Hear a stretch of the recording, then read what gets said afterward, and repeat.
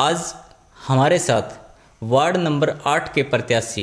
Advocate Yashpal Faridpur हैं। हालांकि आज उनका जन्मदिन भी है। सबसे पहले तो हम उनको जन्मदिन की बधाई देते हैं। सर, आपको बहुत बहुत मुबारक हो जन्मदिन। धन्यवाद जी, धन्यवाद सर। हम आज कुछ मुद्दों को लेकर के बात करेंगे कि आप चुनाव मैदान में आए हो, तो जनता पूछ रही है कि आप चुनाव में आने के बाद और जनता आपका समर्थन करती है तो आप क्या क्या योजनाएं लेकर के आएंगे। तो एक के बाद एक हम उनसे पूछते हैं हर विषय को लेकर के। सर, शिक्षा को लेकर के आप क्या रणनीति बनाओगे? सर, शिक्षा को लेके रणनीति का माध्यम यही है कि जो मेरे वार्ड में जो सरकारी स्कूल हैं उनमें आज टीचरों की कुछ कमियां हैं, जैसे तो उनको प्रशासन से मिलके जो हमारी भाजपा सरकार है उनसे जहाँ पे भी जिस स्टाफ की कमी है, एक तो सबसे पहले वो हम उसको पूरा करने की कोशिश करेंगे अपने विधायक जी से और जो हमारा शिक्षा विभाग उनसे बातें करके। और दूसरा, जितने भी गरीब बच्चे हैं और उनको कई बार क्या होता है, जो एजुकेशन के माध्यम से ट्यूशन की उनको रिक्वायरमेंट होती है, तो मेरी पहले भी एक एनजीओ से बात हुई थी ताकि इन बच्चों को एक्स्ट्रा क्लासेज लगा के उन बच्चों के लिए पढ़ाई की व्यवस्था की जाए स्कूल के बाद। और जितने भी कुछ हमारी बहनें हैं, हमारी बच्चियां हैं, वो काफ़ी दूर से सरकारी स्कूलों में पढ़ने के लिए जाती हैं, तो उनको भी इस तरह का अगर ट्रांसपोर्ट का या उनको साइकिलिंग वगैरह का कुछ सुविधा मुहैया कराने में अगर मैं किसी भी तरह मदद कर सकता हूं तो वो करेंगे, ताकि लड़कियों को आने जाने में परेशानी ना हो और वो अपना समय बचा सके और वो समय अपनी शिक्षा में लगा सके। और मेरा एक ये भी शेड्यूल है कि मैं हर महीने किसी न किसी एक स्कूल में, अपने वार्ड के एक स्कूल में जाऊं और वहाँ पे ये देखूं कि किस तरह के हालात हैं, किस तरह के एजुकेशन उसमें हो रहा है। और जहाँ पे अगर मैं मंथली उनका एक टेस्ट लेता हूँ या उनसे टीचर से भी अगर मैं बात करता हूँ तो उसमें काफ़ी जागरूकता आएगी, ताकि लगेगा भी कोई वार्ड का प्रतिनिधि आके इस स्कूल को, और समस्या भी जो भी, जैसे अगर किसी भी स्कूल में समस्या है, जैसे शौचालय की है या किसी और सुविधा पानी की है, होती है कुछ सुविधाएँ जो बच्चों को नहीं मिल पाती, तो उसको भी पूरा करने के लिए मैं पूरा पुरजोर अपना कोशिश करूँगा। और शिक्षा के माध्यम मेरा प्रायोरिटी भी रहेगा, क्योंकि शिक्षा अगर बच्चों को मिलेगी, क्षेत्र को बच्चों को, तो वो आगे बढ़ने के लिए एक बहुत अच्छा अवसर होगा। और दूसरा, इस शिक्षा के साथ साथ जो उनको टेक्निकल सुविधाएं जो आज हमारी हरियाणा गवर्नमेंट भाजपा सरकार दे रही है, तो वो भी हम उसको एक्टिवेट या उनको सार्थक रूप से शुरू कराने का प्रयास करेंगे। और कुछ हो भी रहे हैं आज, अच्छा एजुकेशन का स्तर तो बढ़ रहा है, लेकिन उसको पूरा थोड़ा उसमें अगर हमारा जो भी योगदान मेरा वार्ड की तरफ से होगा तो मैं पूरा करने की कोशिश करूँगा उसको। शिक्षा के ऊपर आपने बोला है, ग्रामीण क्षेत्र है आपका जो वार्ड है, उसमें स्वास्थ्य सुविधाओं को लेकर के आपकी क्या योजनाएं रहेंगी? स्वास्थ्य सुविधाएं की योजनाएं जो भी हैं उसमें क्या है कि हमारे जो भी ग्रामीण क्षेत्र के गांव हैं वहाँ पे उनमें कुछ हॉस्पिटलों में बने हुए हैं, तो उसमें कुछ डॉक्टर नहीं है, और डॉक्टर भी अगर कोई आता है तो उसमें कुछ दवाइयों का भी उसमें कमी है, तो वे चीज़ें भी हम मॉनिटर करेंगे। और अगर वार्ड की जनता हमें प्रतिनिधि चुनती है तो उसमें भी मैं पूरी कोशिश ये करूँगा कि टाइम पे दवाइयाँ मुहैया कराई जाए और वहाँ पे उनकी उपस्थिति, डॉक्टर साहब की उपस्थिति, जो स्टाफ की पूरी उपस्थिति वहाँ पे मैं कराने की कोशिश करूँगा। और जब क्षेत्र की जनता ने मन बनाया है मुझे चुनने का, क्योंकि आज रुझान इस तरह से है कि वहाँ पे सच्चाई और ईमानदारी को आज युवा साथी चुन रहे हैं। वो पहले की राजनीति नहीं है कि किसी भी वही समय पहले बड़े बूढ़े कह देते थे वोट वहाँ पे एक परिवार की जाती थी। आज हर युवा अपने मत का अच्छा उसका अवसर के समान उसको यूज कर रहा है और अपने मत का अच्छा मतदान कर रहा है। तो आज युवाओं की सरकार बनेगी तो जाहिर सी बात है शिक्षा और स्वास्थ्य को हम पूरे मुद्दे बना के उसमें काम करेंगे। और ये आपको 5 साल बाद पता चलेगा, अगर यशपाल का अगर जनता ने आशीर्वाद दिया है तो यशपाल ने शिक्षा और स्वास्थ्य के बारे में मतलब किस क्षेत्र में उसने किस हद तक सुधार लाया। अगर हम बात करें युवाओं की, क्योंकि युवा टीम आपके साथ लगी हुई है, हर गांव में युवा आपके साथ हैं, लेकिन बेरोजगारी का जो मुद्दा है उसको लेकर के आपकी क्या योजना रहेगी कि जो लोग बेरोजगार हैं उनको, जो युवा बेरोजगार हैं उनको रोजगार उपलब्ध कराया जाए? देखिए, बेरोजगारी का तो अगर ये बात करें, बेरोजगारी जो बढ़ रही है तो हमारी भाजपा सरकार, हरियाणा सरकार ने भी स्किल डेवलपमेंट का, स्किल जो उसका एक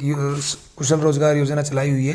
तो उसमें टेक्निकल एजुकेशन दी जाती है ताकि बच्चा अपना या युवा साथी कोई भी अपना स्वरोजगार स्थापित कर सके। और उसमें लोन की भी सुविधा दी गई है कि भी जो किस तरह के जो कंप्यूटर एजुकेशन की है, और महिलाओं के लिए जिस तरह के ये ब्यूटी पार्लर का है या सिलाई मशीन का है, जो भी बहनें हमारी इस तरह से अगर वो काम सीखती है, एक जन जागरण संस्था यहाँ पे हमारे हेली मंडी में भी है, तो वो स्वरोजगार को बढ़ावा देती है और ताकि युवा अपना खुद का स्किल डेवलप हो और ताकि आगे काम कर सके। और दूसरा, मैंने खुद अभी मेरे जो कार्यकाल था 2016 का चुनाव लड़ने के बाद, मैंने खुद कम से कम 25-30 बच्चे प्राइवेट कंपनियों में लगवाए हैं।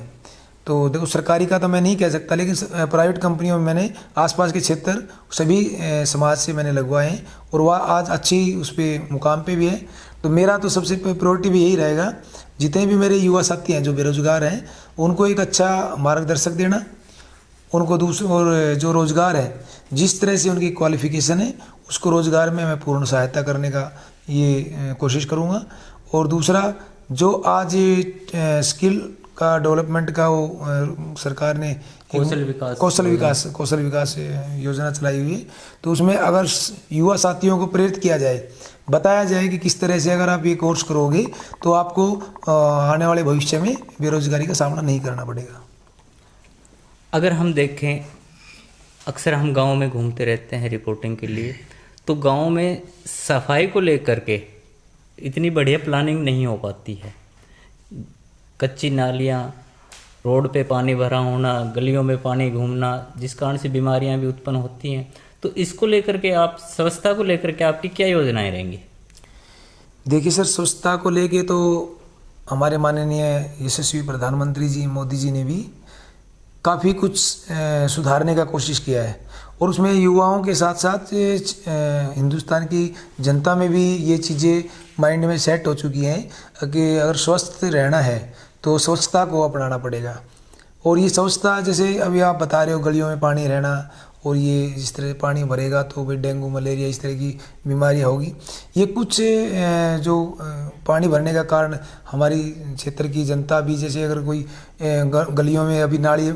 बिछी हुई है पानी की, तो उन नालियों को अपने घर में पॉइंट लगाते हैं, तो उस तरह से उनको उखाड़ के फिर दोबारा लगाने का प्रयास नहीं किया जाता। और तो वो चीज़ें भी हम अपने क्षेत्र की जनता को जागरूक करेंगे। अगर किसी तरह का कोई पानी का रुकावट होता है और कुछ पर्सनल इश्यू भी हो जाते हैं, गलियों को जैसे नहीं बनने देना होता, तो उनको भी हम मैं पूरा प्रयास करूँगा जनता की क्षेत्र को